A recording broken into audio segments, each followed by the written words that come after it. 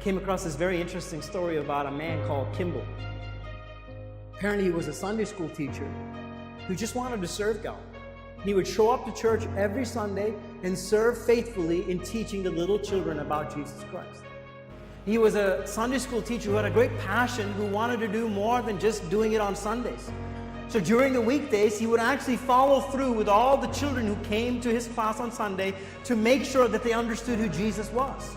And it helped them understand a better relationship with him. And there was one kid in his class who came from a very rough background and couldn't understand who God was. So Kimball would take the extra step in going and visiting this kid in his place of work. And back in those days, the kids were working as laborers. He would visit him at his shoe store where he worked and would tell them about Jesus, and would kept persuading him about what an amazing plan that Jesus had for his life. And finally, in the back of the store, this little young kid accepts Jesus Christ as his Lord and Savior. And his name was D.L. Moody, an amazing man of God. And because someone called Richard Kimball decided he was going to pursue it. But here's the interesting thing. The story doesn't end there. The story actually begins there. Because D.L. Moody received this incredible salvation experience and says, I got to do something about it, quits his job, and begins preaching the gospel. And God uses D.L. Moody to go throughout the whole world. And when D.L. Moody was traveling in the United States, there was a man called Wilbur Chaplin who hears the message of D.L. Moody in one of the evangelistic crusades and responds to the message and says, I gotta do something for Jesus. And Wilbur Chapman then begins to preach the gospel himself. And while Wilbur Chapman is preaching the gospel, a baseball player who was well known in America listens to the message of Wilbur Chapman. At the end of his crusade, he comes up and gives up his life to Jesus. And his name was Billy Sunday.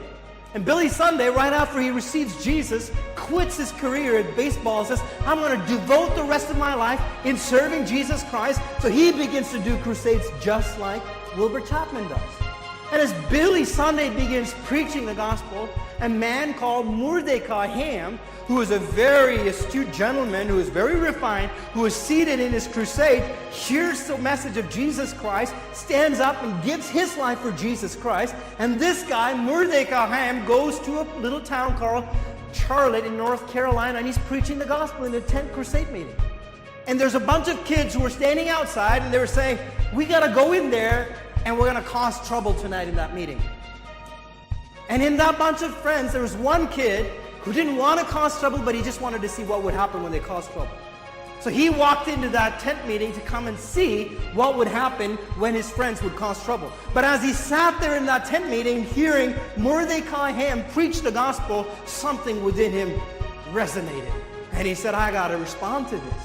So he went the next night, and then next night when he heard the gospel, he went up to the altar and gave his life to Jesus Christ. His name was Billy Graham.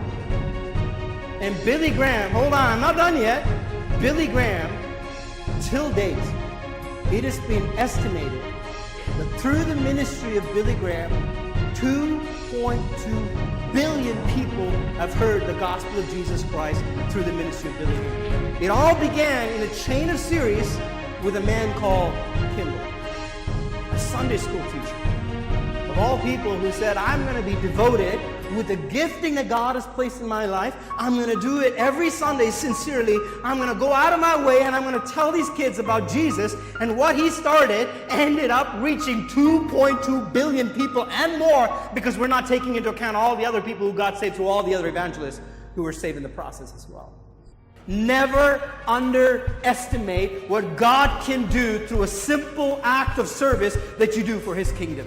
You need to recognize that what God has given, whether you think it's significant or not, in God's eyes is absolutely significant.